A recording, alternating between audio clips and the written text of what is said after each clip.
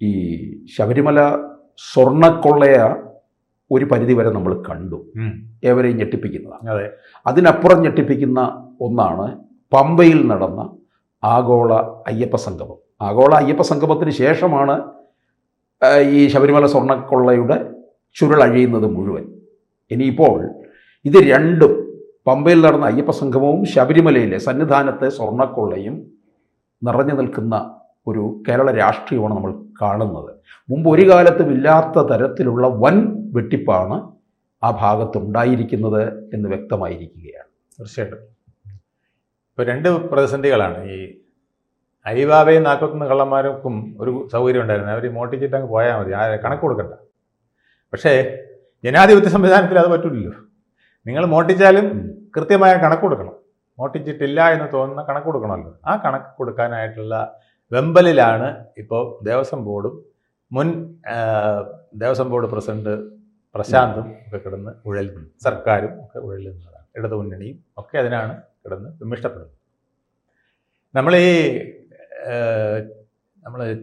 Audit എന്ന് പറയുന്നത് ഒരു ട്രാൻസാക്ഷൻ്റെ ഏറ്റവും അവസാനത്തെ പ്രക്രിയയായിട്ടാണ് നമ്മൾ കണ്ടിട്ടുള്ളത്. സർക്കാർ ഓഫീസിൽ വർക്ക് ചെയ്തിട്ടുള്ളവർക്കും അല്ലാത്തവർക്കും ഒക്കെ അറിയാം. ഓഡിറ്റ് എന്ന് പറയുന്നത് ഏറ്റവും അവസാനത്തെ പ്രക്രിയയാണ്. ഒരു ഇവൻ്റ് നടക്കുന്നു, അതിനാദ്യമേ ഒരു എസ്റ്റിമേറ്റ് ഉണ്ടാക്കും, അതിന് ഇത്ര ബഡ്ജറ്റ് വകയിരുത്തും, ആ ബഡ്ജറ്റ് പ്രകാരം ആ ഇവൻ്റ് നടത്തുക. ആ ഇവൻ്റ് നടത്തിയിട്ട് അതിൻ്റെ പേപ്പറും വൗച്ചറും ബില്ലും എല്ലാം കൂടെ കൊണ്ടിരുന്നു. അത് ആ വകുപ്പ് സെറ്റിൽ ചെയ്യുന്നു, അയാൾക്ക് കൊടുക്കാനുള്ള കൊടുത്ത് തീർത്തു. എല്ലാം കഴിഞ്ഞിട്ട് പിന്നെ ഓഡിറ്റിംഗ് വിഭാഗം വന്നിട്ട് ഓഡിറ്റ് ചെയ്യുകയാണ്. ഓഡിറ്റ് ചെയ്ത് കഴിയുമ്പം അതിന് എന്തൊക്കെ അപാകതകളുണ്ട്, ഏതൊക്കെ ബില്ലുകളിൽ വൗച്ചറുകളിൽ ഡിസ്ക്രിപ്പൻസി ഉണ്ട്, കൂട്ടിയതിൽ പശകൊണ്ടോ കുറച്ചതിൽ പശകൊണ്ടോ, ഇതെല്ലാം നോക്കിയാണ് അവർ അവസാനം ഓഡിറ്റിംഗ് നടത്തുന്നത്. അങ്ങനെ ഓഡിറ്റ് റിപ്പോർട്ട് പുറത്തു വന്നു കഴിഞ്ഞാൽ അത് ഫൈനലാണ്. അങ്ങനെയാണ് ദേവസ്വം സ്പെഷ്യൽ കമ്മീഷണർ ഇതെടുത്ത് ഹൈക്കോടതിയിൽ കൊടുത്തത്. ഹൈക്കോടതി ഡിവിഷൻ ബെഞ്ച് നോക്കിയപ്പോൾ ഞെട്ടിപ്പോയി. അതിഭയങ്കരമായ ഒരു കണക്ക് വന്നിരിക്കുന്നു. 7 കോടി ഉണ്ടെന്ന് പറയുന്നു, 6 കോടി 32 ലക്ഷം ഉള്ളെന്ന് പറയുന്നു, 11 കോടിയുണ്ട്, 10 കോടിയുണ്ട്, 11 കോടിയുണ്ടെന്ന് പറയുന്ന വിധത്തിലൊക്കെ വന്നിട്ടില്ല. ഇപ്പോൾ 6 കോടി 32 ലക്ഷത്തിൻ്റെ കണക്കാണ് സ്പെഷ്യൽ കമ്മീഷണർ കൊടുത്തതെന്നാണ് ഇപ്പോൾ ഏകദേശം അറിയുന്നത്. ആ കണക്ക് തന്നെ തെറ്റാണ്. കാരണം 3 കോടിയെ ഇവർ പിരിച്ചിട്ടുള്ളൂ, കിട്ടിയിട്ടുള്ളൂ, ആ 3 കോടിയേക്കകത്ത് നിന്ന് ചിലവാക്കിയിട്ടുള്ളൂ എന്നൊക്കെ പറയുന്ന സാഹചര്യവും ഉണ്ട്. അപ്പം എന്തായാലും കോൺട്രാക്ടർ ആഡിറ്ററെ തിരുത്തുന്ന ഒരു കാലത്തിലേക്കാണ് നമ്മൾ നീങ്ങുന്നത്. ഇതുവരെ നമ്മൾ കണ്ടില്ല, ആഡിറ്റർ കോൺട്രാക്ടറെ പിടിക്കുന്നു, ആഡിറ്റർ ഈ പണം സാങ്ഷൻ ചെയ്ത ആളിനെ പിടിക്കുന്നു, ഇത് ചെലവ് ചെയ്ത ഉദ്യോഗസ്ഥനെ പിടിക്കുന്നതൊക്കെയാണ് നമ്മൾ കണ്ടിട്ടുള്ളത്. ഇപ്പം തിരിച്ചാണ്, കിടുവ പിടിച്ചു. അപ്പോൾ ആഡിറ്ററെ ഇപ്പം കടിച്ചു കുടയുകയാണ് ബാക്കി എല്ലാവരും കൂടെ. കോൺട്രാക്ടർ കുടയുന്നു, ഉരാലുങ്കൾ. അതുപോലെ തന്നെ മുൻ ദേവസ്വം ബോർഡ് പ്രസിഡന്റ് പ്രശാന്ത് കുടയുന്നു. ഇപ്പോഴത്തെ പ്രസിഡന്റ് കെ ജയകുമാർ ഇത് ഇങ്ങനെ കനലിങ്ങനെ എരിഞ്ഞാൽ പറ്റില്ല, അതുകൊണ്ട് എത്രയും പെട്ടെന്ന് ഇതിനെ അണയ്ക്കണമെന്ന് പറഞ്ഞ് അദ്ദേഹവും ശ്രമം തുടങ്ങിയിരിക്കുന്നു. 17-ാം തീയതി ഒരു സെറ്റിൽമെൻറ്റ് ടോക്ക്, ഇത് ആദ്യമായിട്ടാണ് ഞാൻ കേട്ടിട്ടുള്ളത്. ആഡിറ്റ് ചെയ്ത കണക്കിൽ പിന്നെ സെറ്റിൽമെൻറ്റ് ടോക്ക് അങ്ങനെ വരാറുണ്ടോ? അങ്ങനെ വരുത്തുക എന്ന് പറഞ്ഞാൽ അതിൻ്റെ അർത്ഥം അതിനകത്ത് ചില ബില്ലുകൾ ഊരും, അതല്ലേ നടത്താൻ പറ്റുള്ളൂ. അപ്പോൾ ഇതിനൊക്കെ അവസരം കിട്ടുന്നത് എങ്ങനെയാണെന്ന് എനിക്ക് മനസ്സിലാകുന്നില്ല. ഓഡിറ്റ് ചെയ്തൊരു കണക്കിനകത്ത് ഇതിപ്പോൾ ഓഡിറ്റർ ഇനി ആ ഊരാൻ സമ്മതിക്കുമായിരിക്കും. കാരണം ഇപ്പോൾ കിടുവ പിടിച്ചിരിക്കുകയാണ്. അപ്പോൾ ഓഡിറ്ററാണ് ഇപ്പോൾ പ്രതി. പണ്ട് തമിഴൻ പറയുന്ന പോലെ തപ്പ് ചെയ്തവനക്ക് കുറ്റമില്ലേ, പാത്തവനക്ക് താൻ കുറ്റം. ഇത് കണ്ടുപിടിച്ച ഓഡിറ്ററാണ് ഇപ്പം കുറ്റത്തിലായിരിക്കുന്നത്, ചെയ്തവനൊരു കുറ്റമില്ല. അപ്പോൾ അതുകൊണ്ട് ഇത് സെറ്റിൽ ചെയ്യും, കറക്റ്റ് 3 കോടിയിൽ നിർത്തി സെറ്റിൽ ചെയ്യും. അതിനുള്ള നടപടികൾ നടന്നുകൊണ്ടിരിക്കുകയാണ്. ചില ബില്ലുകൾ ഊരും, പക്ഷെ ചില വേറെ വകുപ്പിൽ കൂടെ പിന്നെ കണ്ടെത്തി ചെലവഴിച്ച തുകയും കറക്റ്റ് ആക്കും. ഇതെല്ലാം കണക്കിലെ കളിയല്ലേ. ചെലവായി പോയത് തന്നെയാണ്. ആ വായിൽ നിന്ന് ഇനി അത് ഊരിയെടുക്കാൻ നോക്കൂല. അവൻ നിന്ന് പൊട്ടടിച്ച് പോയി. ദേവസ്വം ബോർഡിന്റെ ദിവസക്കൂലിക്കാരൻ അവിടെ കിണ്ടി കഴുകാൻ വന്നവൻ ലക്ഷങ്ങൾ അടിച്ചുകൊണ്ട് പോയി എന്നുള്ളതാണ് കണക്ക്. പോസ്റ്റ് ഓഫീസിൽ 25,000 രൂപ 30,000 രൂപ ആഴ്ച തോറും ദിവസം തോറും ഒക്കെ ഇങ്ങനെ ട്രാൻസാക്ഷൻ നടത്തിക്കൊണ്ട് അവൻ ലക്ഷങ്ങൾ നേടിയിരിക്കുന്നു. അപ്പം ദിവസക്കൂലിക്കാരൻ ഇതാണ് അവസ്ഥയെങ്കിൽ അവിടെ പെർമനൻ്റ് ആയിട്ടിരിക്കുന്ന കമ്മീഷണർ എത്ര വാങ്ങിച്ചിട്ടുണ്ട്, കമ്മീഷണർക്ക് എത്ര കമ്മീഷൻ കിട്ടി, ഡെപ്യൂട്ടി കമ്മീഷണർക്ക് എത്ര കമ്മീഷൻ കിട്ടി, ഇതെല്ലാം ഒരു കമ്മീഷനെ വെച്ചാലൊന്നും കണ്ടുപിടിക്കാൻ പറ്റില്ല. വളരെ വിദഗ്ധമായിട്ട് അവർ കണക്കിലെ കളികൾ റെഡിയാക്കിയെടുക്കും. അതാണിപ്പോൾ നടക്കുന്ന പ്രക്രിയ.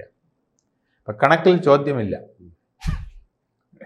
ഇതിനകത്ത് കട്ടിൽ വാങ്ങിയതിൽ അതെ, കട്ടിൽ വാങ്ങിയതിന് 1 ലക്ഷം ഉണ്ടെങ്കിൽ അതിപ്പോൾ 50,000 ആക്കും. ഞങ്ങൾ നെഗോഷിയേറ്റ് ചെയ്തു. അതാണ് നിങ്ങളൊക്കെ പിടിക്കുമ്പോൾ ഇത് അയ്യപ്പണിക്ക് സാറിന്റെ കവിത തോറ്റു.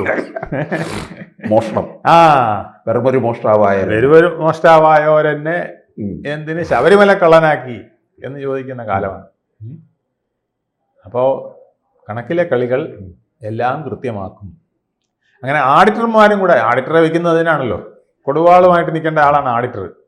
അവിടെ ഇനി ഒരു മാറ്റവും പറ്റില്ല, നീ ചെയ്തത് തെറ്റാണ്, നിന്റെ കൈ ഞാൻ വെട്ടും, അല്ലെങ്കിൽ വെട്ടാനായിട്ടുള്ളവർക്ക് ഇട്ടുകൊടുക്കും പക്ഷേ എന്ന് പറയുന്ന ഓഡിറ്ററെ വെട്ടാൻ നിൽക്കുകയാണ് ഇവിടെ ആള്. മുഖ്യമന്ത്രിക്ക് താമസിക്കാൻ വലിയ ചെലവാണ് അവിടെ കാണിച്ചത്. അതിന് തലേ ദിവസം അവിടെ പോകേണ്ട കാര്യമില്ല. രാവിലെ 10:30 മണിക്കാണ് തുടങ്ങിയത്. അതെ, രാവിലെ തിരുവനന്തപുരത്ത് ഒന്ന് തിരിച്ചാൽ മതി.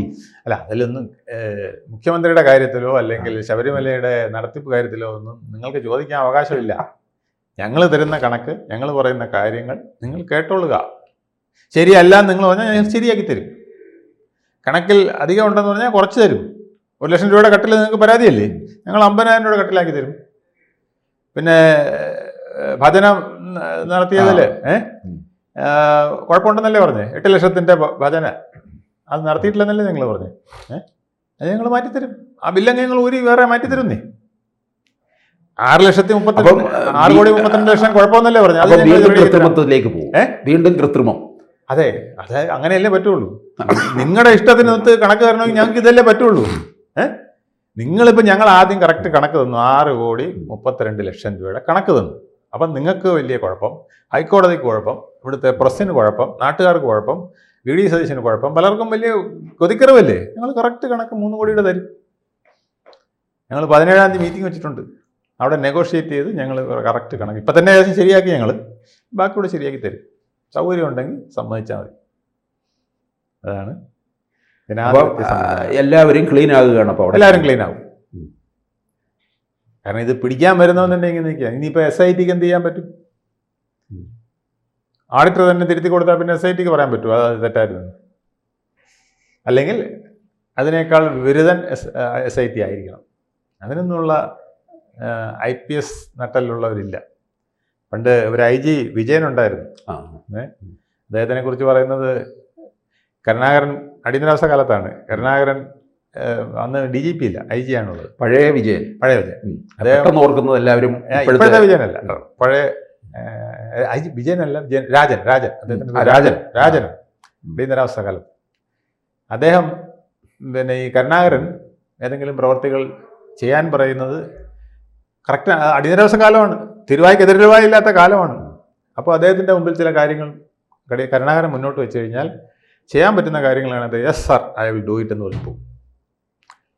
ചെയ്യാൻ പറ്റാത്ത കാര്യം മുന്നോട്ട് വെച്ചാൽ mister Karunakaran I can't do it, rules are not permitting me to do this എന്ന് പറഞ്ഞ് സല്യൂട്ട് അടിച്ചിട്ട് പോകുമായിരുന്നു. ഇപ്പോൾ ആരെങ്കിലും മിസ്റ്റർ പിണറായി എങ്കിൽ അവൻ്റെ പടമായി എപ്പോൾ പടമായും ചോദിച്ചാൽ മതി. പിണറായി എന്ന് വിളിച്ചാൽ പടമാവും. പക്ഷെ കരുണാകരൻ അത് ഉൾക്കൊള്ളുമായിരുന്നല്ലേ? അങ്ങനെ കരുണാകരൻ അറിയാം, കാരണം ഇത് ഇയാളുടെ നടക്കില്ല.